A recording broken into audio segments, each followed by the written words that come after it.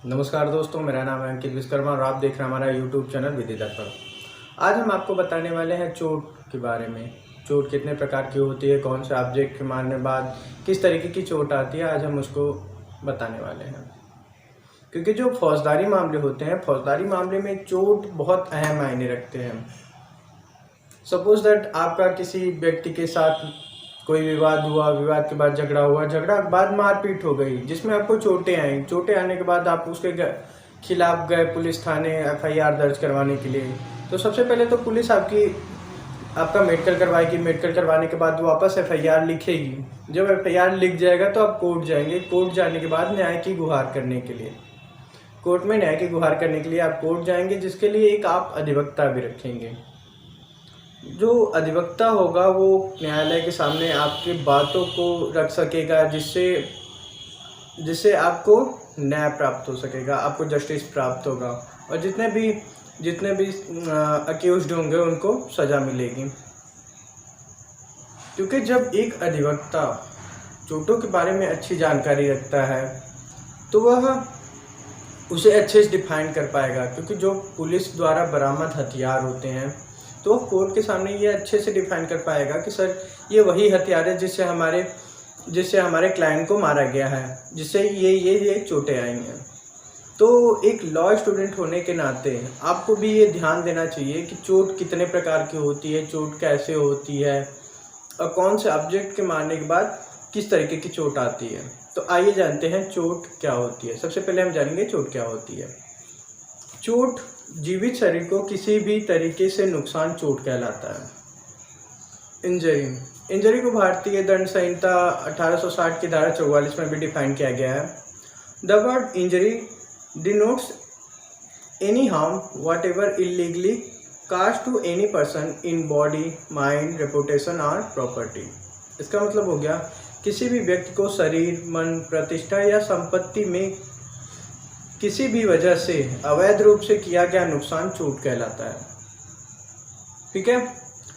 जो चोट होता है, चोट विवाद के बाद जो चोट लगती है, अगर वो बहुत दिन तक रह जाए बॉडी पे, जैसे बॉडी ठीक ना हुई, बहुत दिन तक रह जाए, तो कभी कभी ये होता है कि बॉडी पैरालाइज भी हो जाती है, बॉडी का वो पार्ट काटना तक पड़ जाता है और व्यक्ति की मृत्यु तक हो सकती है।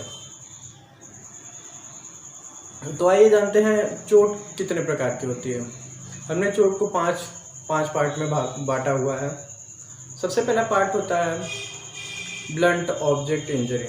ब्लंट ऑब्जेक्ट इंजरी मतलब हो गया किसी भी कुंद वस्तु से मारने पे जिस प्रकार की चोट आती है उसे कहते हैं ब्लंट ऑब्जेक्ट इंजरी। ऑब्जेक्ट मतलब हो गया जैसे कठोर वस्तु का हम ले लें ईंट, पत्थर, लाठी, डंडा, ये सब जो होते हैं ब्लंट ऑब्जेक्ट होते हैं। इसे मारने के बाद आपको चोटें आती हैं। दूसरे नंबर पे है sharp force injury. Sharp force injury का मतलब हो गया नुकीली वस्तुओं से प्रहार। नुकीली वस्तु, धारदार वस्तुओं से जब प्रहार करते हैं तो जिस तरीके की चोटें आती हैं उसे शार्प फोर्स इंजरी में कहते हैं, शार्प ऑब्जेक्ट इंजरी। तीसरे नंबर पे है गन शॉट इंजरी। बंदूक से मारने के बाद जिस तरीके की चोट आती है उसे गन शॉट इंजरी कहते हैं। चौथे नंबर पे है बर्निंग, जलना। जलने का मतलब हो गया दो तरीके से जलना, एक आग से जलना, दूसरा केमिकल से जलना। और पांचवें नंबर पे आता है इलेक्ट्रिक करंट इंजरी। करंट लगने के बाद जैसे इंजरी आती है वो हो गया। तो इस लेक्चर में हम इतना तो पहले तो चोटों के प्रकार के बारे में जान लेंगे, चोट कितने प्रकार के होते हैं। फिर नेक्स्ट लेक्चर में हम उसको डिफाइन करेंगे, उसको विस्तार से समझेंगे। तो पहले नंबर पे जो आता है ब्लंट फोर्स इंजरी। इसके अंदर कौन कौन सी चोटें आती हैं, किस तरीके के ऑब्जेक्ट होते हैं जिससे किस तरीके की चोटें आती हैं। तो ब्लंट फोर्स इंजरी के अंतर्गत आता है, सबसे पहले नंबर पे आता है अब्रेजन। अब्रेजन का मतलब हो गया खरोंच, खराश, घर्षण।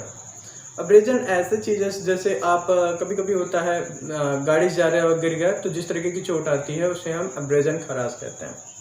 दूसरे नंबर पे आता है कंट्यूजन, जिसे हम कुचलन या नील कहते हैं। जब लाठी डंडे से मारने के बाद बॉडी में ब्लड जमा हो जाता है हमारे जो टिश्यूज़ होते हैं वो फट जाते हैं और जिससे ब्लड जमा हो जाता है, तो उसे कहते हैं कुचलन।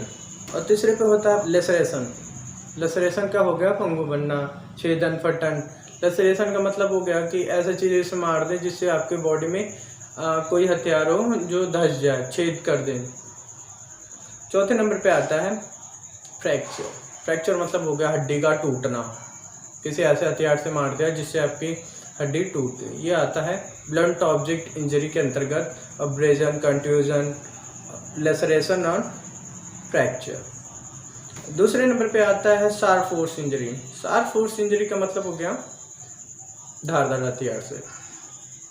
तो शार्प फोर्स इंजरी में पहले नंबर पे आया है स्टैब वुंड। स्टैब वुंड का मतलब हो गया चाकू से प्रहार। चाकू से प्रहार करने के बाद जिस तरीके की चोट आती है उसे कहते हैं हम स्टैब वुंड। दूसरा हो गया इंसाइज्ड वुंड। इंसाइज्ड वुंड में आया चीरे वाला जख्म या छीनने घाव।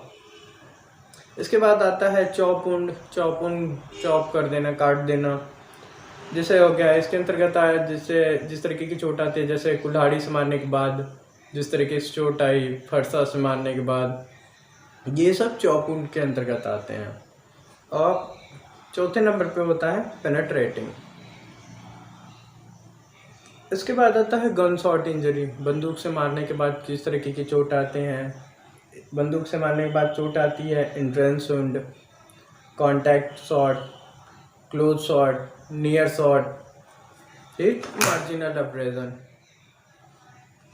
और बंदूक से मारने के बाद कुछ निशान भी आते हैं, जैसे ब्लैकनिंग हो गया, टैटूइंग हो गया, बर्निंग हो गया। बंदूक से मारने के बाद ये सब निशान भी आते हैं बॉडी पे कभी कभी। और फिर इसके बाद हो गया बर्निंग। बर्निंग को हमने बताया हुआ था, फायर इंजरी। और फिर इसके बाद केमिकल इंजरी। और पांचवें नंबर पे जो था इलेक्ट्रिक करंट इंजरी।